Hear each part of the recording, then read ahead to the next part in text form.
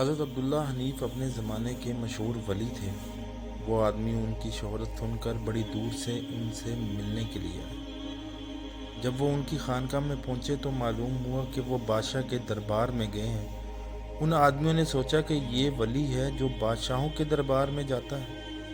ولی تو وہ ہے جو دنیا سے کوئی تعلق نہ رکھے۔ یہ سوچ کر انہوں نے حضرت عبداللہ حنیف سے ملنے کا خیال چھوڑ دیا اور خانقاہ سے نکل کر شہر کی طرف چل دیے۔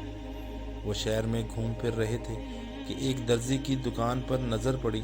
سفر میں ان کے کپڑے جگہ جگہ سے پھٹ گئے تھے۔ انہوں نے درزی سے سوئی دھاگا لیا اور اپنے کپڑے مرمت کرنے بیٹھ گئے۔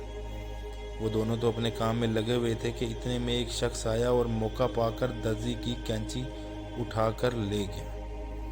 درزی اپنے کام میں مصروف تھا، اسے اس کی خبر نہ ہوئی۔ تھوڑی دیر بعد جب درزی کو کینچی کی ضرورت پڑی تو اس نے ادھر ادھر دیکھا مگر کینچی کہیں نہ پائی۔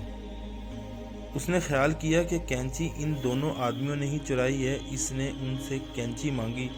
جب انہوں نے انکار کیا تو درزی نے شور مچایا کہ یہ دونوں چور ہیں۔ بہت سے لوگ شور سن کر جمع ہو گئے۔ ان آدمیوں کو اس شہر میں کوئی نہیں جانتا تھا تو ان کا ساتھ کون دیتا۔ چنانچہ درزی ان دونوں کو پکڑ کر بادشاہ کے دربار میں لے گئے اور کہنے لگے کہ یہ لوگ چور ہیں، ان سے میری کینچی دلوائی جائے۔